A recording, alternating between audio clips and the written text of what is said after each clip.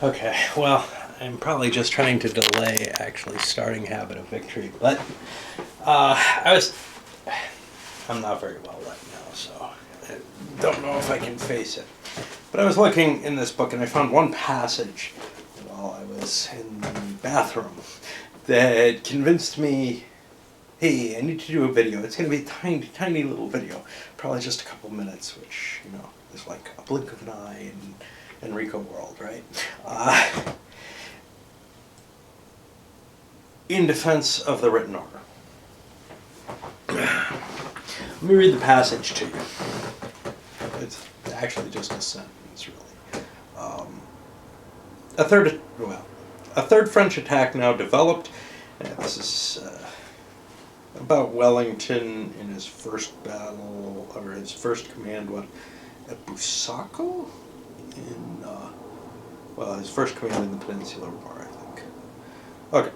Or no, not, I don't know.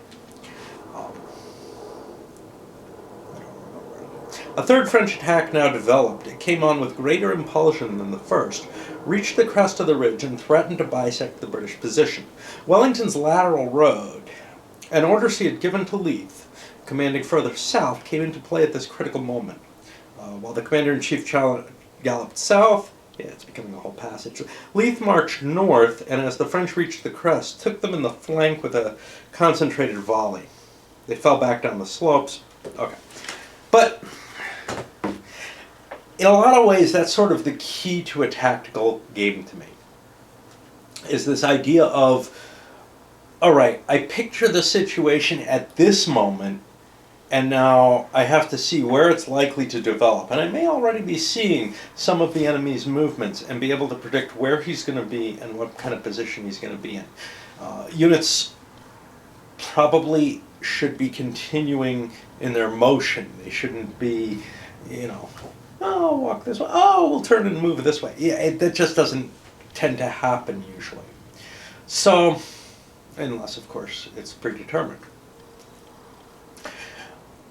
That's something that's almost impossible to achieve in any other type of order system. And certainly in the God view that wargaming started with, where the whole game is about, positioning your units in such a way that they're geometrically in locations that prevent, some sort of outflank like that from happening. But in a tactical game, I've looked at a number of different command systems. You have your chit pull, which is, able to capture some of the uncertainty of when things are going to happen. It might mean that a command doesn't advance where you expect it to. There's all kind of cool stuff that could be contained in that. But what it doesn't capture is the idea of the commander's plan at all. Your plan is very much reduced to, okay, I'll try to drag my feet to some extent to see if a situation develops where I have, some golden opportunity that I can take advantage of. The same kind of thing comes by in a similar type of system, the Great Battles of History, the command roles where, okay, do I want to position myself somewhere risky, but if I get a momentum, it's great, and I have, and then you're just figuring probabilities, which is trivial, right? I mean, you can look at it and say, well, I got a 60% chance of something good happening and a 40% chance of being hanging out on the vine, and that might perfectly well represent certain aspects of warfare. But it's not the interesting one that I see of, I'm developing a plan, my opponent's developing a plan, and I can slowly modify my plan, but my modifications don't take effect immediately.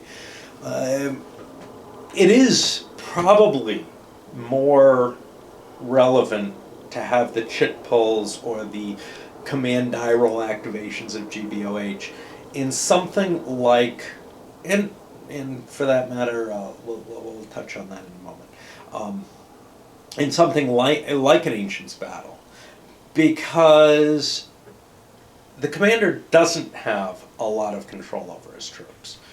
The commander has a lot of control over how his troops disposition and how the orders are enacted in a Napoleonic battle. And that's why, in particular, I really like the orders writing system that I first saw in CWB, goes over to NBS, over by Essig, Dean Essig's games, and then in Viva la Emperor, I see the first, attempt to enact that in a different style. You had similar types of things in fully plotted movement, where you plot hex by hex movement. Tons of games have that. The first one that I can think of chronologically, although I'm sure it's not the first game of this sort, was SPI's Desert War. But you have it in Trireme by Avalon Hill and whoever made it before that. Maybe Genco? I don't know. It seems like their kind of game for some sort of reason. The way the battle develops in any kind of movement plot type game is so different from, and Wooden Ships and Iron Men, of course, than the way it kind of would develop in terms of the player decisions. And it's the player decisions that I find interesting. It's not that I'm into role-playing, it's that I want to be making decisions based on the same kind of information the commander would have, and for the same reasons the commander would make it. That doesn't mean the other styles aren't simulations. So I take one example clearly in mind, which is the Musket and Pike series, which kind of derives its battle chit, hey, I commit to this. And like in the GBOH system, you're committing to a certain type of order. Hey, I want to attack, I want to, defend, I want to rally, whatever. Well, your flexibility is limited by your decision, but there's always some opportunity to make a roll and be able to change things. So you have that flexibility baked into the system, but it's not based on this sort of player versus player strategy. It's more really just, okay, well, we both see this opportunity, and he's obviously moved forward in an attack, and now if I can get my troops into attack, I can move here. And it's very much the same kind of thing as the chip pull, as the die rolls for, activation in GBOH to get a momentum, whatever. Same thing in the Men of Iron series and its predecessors. And, of course, the Musket and Pike series probably derives most from Hastings 1066, which is another Berg design. So, you see that kind of, well, I don't want absolute God control. That problem is resolved by it. But what's not resolved is that I have a strategy and my opponent has a strategy, and we're seeing how they clash, even and able to change it in real time as we see changes taking place. Plotted movement has always handled that to some extent, right? In Trireme, it could, or Blue Max or any of the air games that use plotted movement. It could simply be, yeah, we're near each other and we're playing a game of Rochambeau, rock, paper, scissors, as to who makes the right guess, And that's kind of goofy. That doesn't capture the feeling at all, right? That captures is the poisoned wine the one near me? No, that would be foolish. But you know that way, right? So what the written orders really capture is that ability not only to test strategy versus strategy, but also to test the flexibility of that strategy, being able to see the other person's strategy as it develops. Now, there's another type of system that handles this in a somewhat different way, and it never has appealed to me, which is the total fog of war type system. Now, Stratego, obviously. You're giving information as you move your pieces forward, but it also applies to some of the block games, I assume the Bow and Simmons games, although I haven't really played, I haven't played any of them at all. And there you have some sort of hint of what might be happening, but you don't really know. And what you don't really know is what's there, which in a tactical type system, what's really there is probably pretty clear to you. In almost any era. If you're on the battlefield, your scouts are probably giving you pretty good information as to where the troops are disposed and how they're moving. Now, there might be situations where that's not absolutely clearly the case, where they're so out of your line of vision and you don't have pickets available for some strange reason like Lee at Gettysburg, where you really don't know where the enemy's disposition is and what he's up to at any given time, except that you can see his troops up on Cemetery Ridge, but yeah, so I don't feel like anything else kind of captures the aspect that the commander in a firepower era game is in, as well as the written orders does. And so that's really, where I sit with the written orders. But it's also very appealing from a gameplay point of view, because you're looking at the situation. You both have maybe not perfect information, but pretty solid information about what's moving where, but you don't know quite what the intentions are. And you can delay sending your orders, and thereby,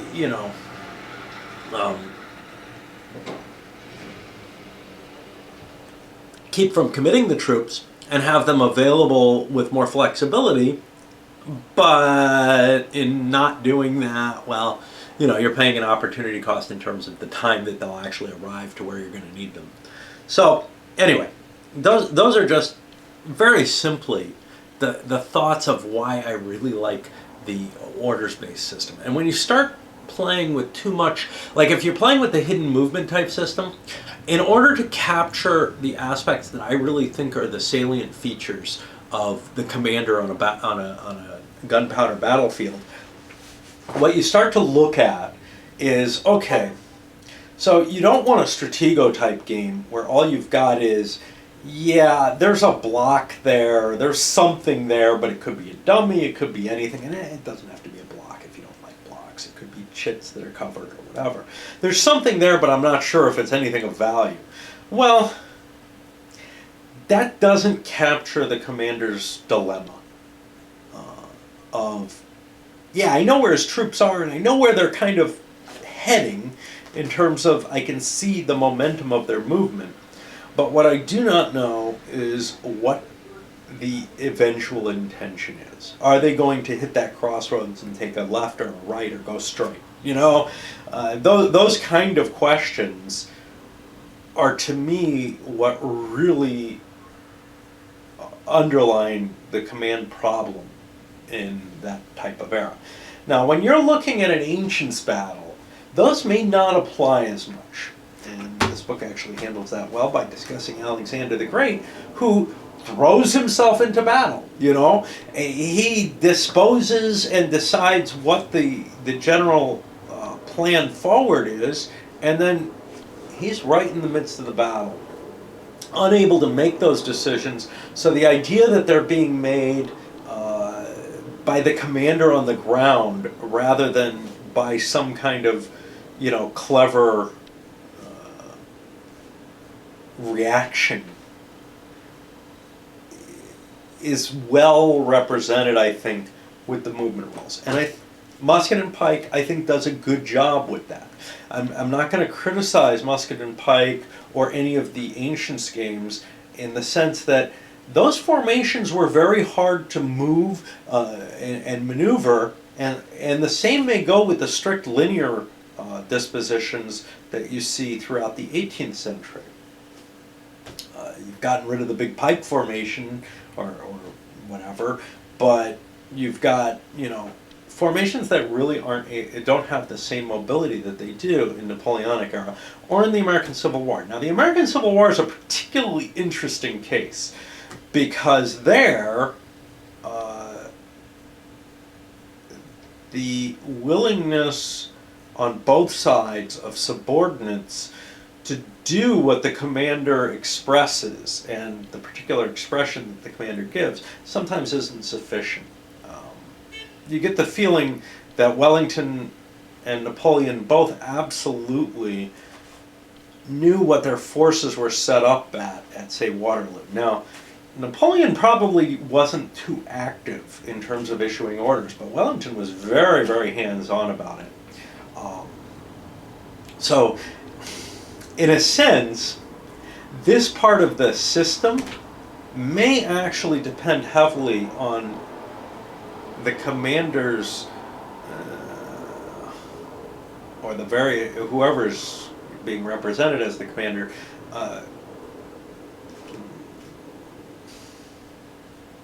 Trying to reach for the right word.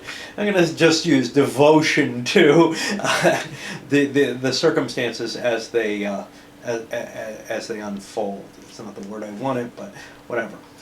Engagement is probably the word I really want.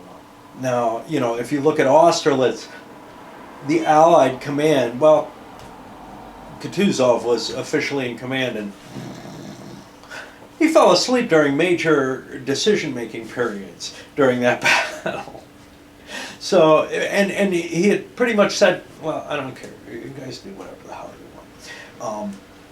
So that caused a lot of problems. So I feel like any kind of command system that you have probably should represent the perfect, and then you throw lots of special rules in for any real hindrances to the perfect. The perfect is not going to ever be, though, godlike control of all your pieces. At the best, what it is you send an order, it gets received, and the commander on the field probably has to make some sort of die roll for how long it's going to take for him to start implementing that order, and that may depend on how complex the order is. If it's simply a shift to an oblique, while that's not necessarily the easiest thing to do in the field, it probably doesn't require moving your supply wagons around heavily or anything like that. So there you'd have, the complexity of the order, along with, maybe the breadth of it as well, along with the local commanders' intransigence towards taking orders. And I feel like the systems that handle the written orders that I'm most familiar with, which is the CWB, NBS, and Viva l'Empereur, all take care of this with a little die roll as to, did you implement it? Are you going to just start doing it? Or are you going to sit around and say, I don't really think we should go ahead with that, right? So the problem, of course, with those is you don't capture, Longstreet would have probably been a lot more willing at Gettysburg to try an outflanking maneuver that he had suggested than to do Pickett's charge, which he put this huge foot dragging into.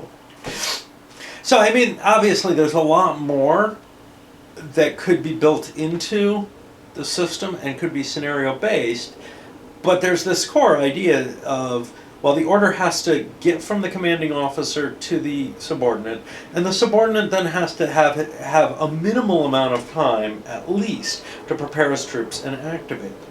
And when you go beyond that, then you're starting to look at, you might want to have special rules for representing the character of the commanders in that particular battle.